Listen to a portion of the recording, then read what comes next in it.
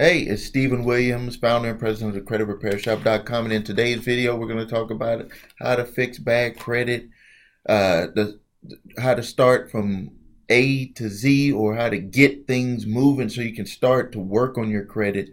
I'm seeing a lot of videos here on YouTube that they give advice on credit repair, but I think everybody needs to start thinking about rule number one. Rule number one when it comes to doing anything is don't take advice from people that are not in the trenches and know what they're talking about. I've seen thousands of customer files, and there's always something different on what you have to use to get that person's credit repaired. There is no like a template like that you just fit and it fits for everyone. So what I'm going to go over in this video is just where you need to start from the beginning, and then it just grows out like a tree grows from there on the different things that you need to do to fix the credit, and I'm going to talk about those in this video also. So let's first start from the beginning, is that you need to get your reports. I've seen other people talk about getting the credit reports, but I'm gonna just tell you, if you get it from one of the free services, it's not gonna have all of the detailed data that you're gonna need. If you get it from Credit Karma, go there right now. Number one, you're only gonna get 2 reports. So already you see that you're behind the 8 ball when other people are gonna have all 3 reports and all 3 scores. So get it. It's just like putting gas in your car. Get all 3 of your reports. So you're going to say that you want to fix your credit. You want to fix your credit so you can buy a new car, new house, have be able to invest in business and do all this stuff. But you won't even pay 20 something bucks to get your credit reports. You see how that type of thinking does not work. That's why when you try to do things and you try to do it on the free level, all you're doing is just always searching around on the free instead of getting it down to work on what you need to have done. So get your credit reports. You can get all 3 if you go to annualcreditreport.com. You can get that once a year. It won't have the scores, but it will have all of the detailed information that you're going to need. If you've already gotten your free reports, or you don't want to do it that way because they do kind of make it a little bit complicated, you can go to the link below this video, go to my website, your3scores.com. I would really appreciate it. You get those. Also, I would do anyone that gets them from my website, I will give you a free review of looking at your credit reports to let you know what's going on what you can do to fix it, or if I see something, the problems that you may not recognize. The other thing after you get your reports is you need to do a full review of your reports. Other people always just look at the negatives. There's other things that could be on your credit report that is not necessarily what you would consider a negative account, but it could be making your scores go down. Let me tell you, the first thing you need to look at is look at your personal data. Look at your name. Someone could have misspelled your name if you have one of these names that's hard to spell, or they maybe made a mistake, like my name is Stephen, and they might have put Stefan, PH instead of VN. Look for those on your reports, and you'll notice right next to that it'll say that you have an alias for your name. Because the computer doesn't know that someone made a mistake on your name, it's just going to put into the system saying that you are going around with this alias name. Of course, what comes to mind if someone is saying that you're using an alias name? That means that you might be trying to hide something because you're using your name either spelled a different way, or you're just using a whole totally different name, which on accident has happened. And let me tell you how that can happen, where they've actually reversed the names on the person. They got their last name as their first name and their first name as either their middle or last name. You need to get that fixed because that takes away points on your credit reports. Also, senior, junior, the second or the third, if you have that with your name, you need to make sure that that is on there the proper way. And also make sure when you get into looking at the accounts on that you have, make sure that that hasn't been mapped over to your reports because your name matches either your father or one of your kids that name. And the way that that can end up merging onto your account is if they see that you have the same address or that you lived at the same address before.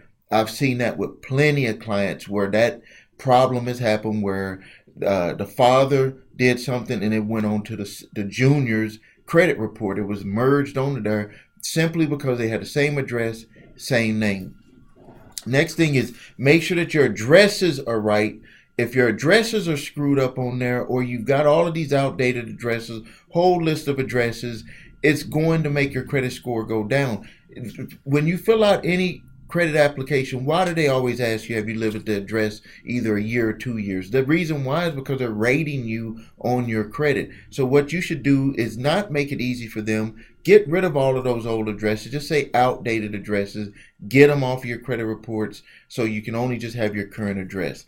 The other thing is phone numbers. Do you have all these changing cell phone numbers? Or back then it used to be people would move and get a different home number if they didn't want to shift it over. Now most people are using cell phone numbers, and the cell phone numbers do show on your credit reports. If you had a whole bunch of old numbers, get those old numbers off, because what could happen is you can have a mistake merge with someone just by accident that happens to meet or come close to your address, come close to your name, and they got that old number that you used to have. So get rid of that. The next thing is to check your social security number. This is crazy, but we've seen this before where the social security number had a digit off or something, and you're wondering, well, if they got their credit reports, how did that social security number, how would there be a mistake? I don't know. I'm not even going to go into how it could happen, but it does happen. So make sure your social security number is correct. The next thing is your job. If your job is listed on there, make sure that you get rid of all the other stuff and make sure that it shows that you've been at your job for a period of time, because they hold that stuff against you too. Why do they always ask you how long you've been at your current job? They ask that because they're rating you on your credit on that too. All right, now when we get into looking at the actual credit items, the negative or positive items, you should always look at all of them. There was one time someone had actually did ID theft on my account.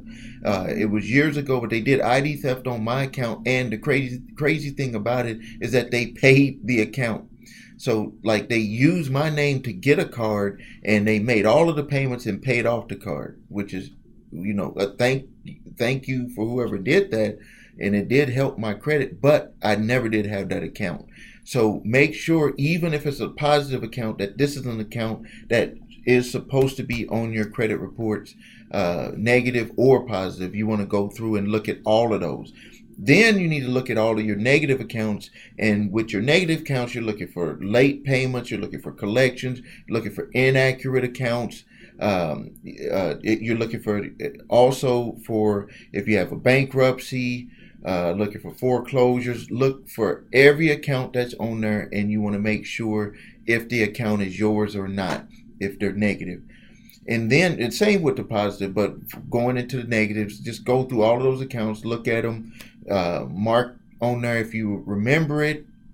It could be a collection that you didn't pay, or an account that you didn't pay. Make sure that all of those belong to you. And then the next step will be how you're going to start getting those items removed.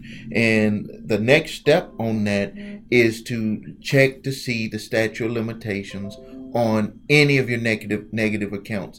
The statute of limitations I want you to look at is a 7-year statute of limitations for actually being on your credit reports. The next statute of limitations you want to look at to see if you may not have to pay the collection is to look at the contract law for your state. Now I'm talking about accounts that have not went into a judgment status.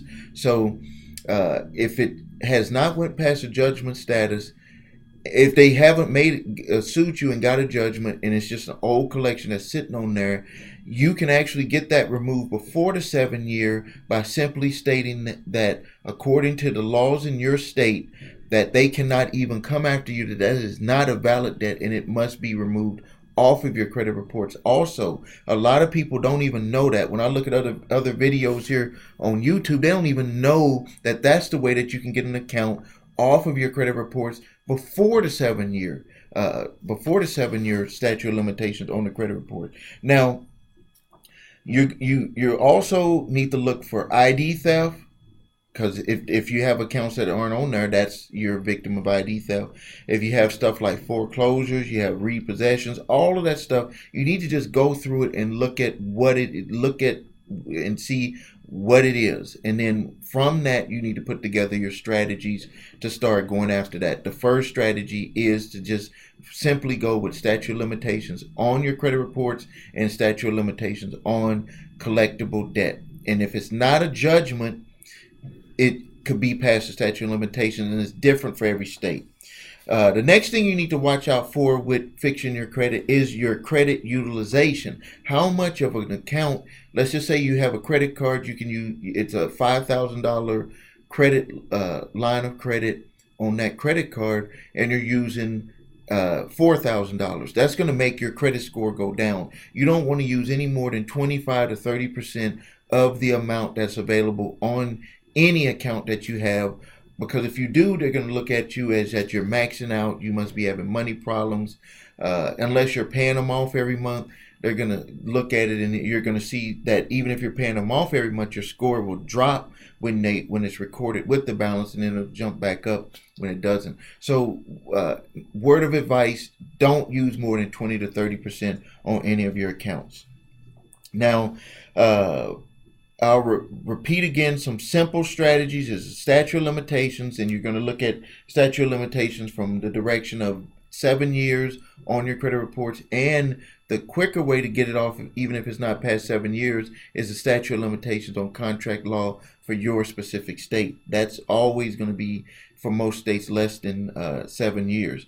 And then if you're a victim of ID theft, you simply just need to notify all of the companies. They may have a form that you need to fill out, notify them that that account was not yours and that you're a victim of ID theft. If it's let's see, the next one, incorrect, for accounts that are not past statute of limitations, one way that you can get those accounts taken off is to say, look at the balances, and those balances don't match what you remember them being. That means that they're not reporting it accurate. You can look sometimes across from the same account, and they'll have different balances on all of them, and they were negative accounts. That means that the reporting is incorrect, and you can say that that needs to come off of your credit report simply because it's being reported inaccurate. Look for duplicated accounts where a debt collector bought it and they have it on one section as the original creditor, and they sold it to the debt collection company. Technically, that account needs to come off because they've actually been paid for that account. It does not matter that they took less for the account. They've been paid for that account. At minimum, they need to put that satisfactory because they've been paid for that account. They could say that it was paid for less. That is a strategy that a lot of people don't even know about because they're not really in the business. And then incomplete account numbers. If you have accounts that are on your reports but the account number is not complete, I'm not talking about with the X's. That's not considered incomplete because the credit bureaus, they usually will take away the first four or the last four on an account. That's just what they do. But if you look and you see that the account numbers are just not complete, where it may not have the four X's on one bureau and then it has on another, that's considered an incomplete account, and you can challenge that based on that account number not being complete. You have a right to have that account number to be complete all the way across the board. So that's where you can start right now. If you need help with your credit, you can always visit us at thecreditrepairshop.com. You can get your reports and scores by visiting the number 3 scores.com. I really appreciate it. Get your scores, review everything on there. It's going to give you TransUnion, Equifax, and Experian, and all of the three scores for each. It also updates each month, so you can see if you start working on your credit, how you can see the things that you're doing, how it's going to improve your score. Please subscribe to my channel. Please like the video. If you haven't already liked it, please like the video. They say it helps with the algorithm. I know that the information that I'm giving you is very credible, and I'm always willing to help you. I'm in the trenches. I do this every day, and I really appreciate it if you would just like the video. I would really appreciate it. And then don't forget to post your comments and also share and become a subscriber to my channel. So if you have any questions, please post those comments. Again, like the video. And until next time, this is Stephen Williams, founder and president of CreditRepairShop.com.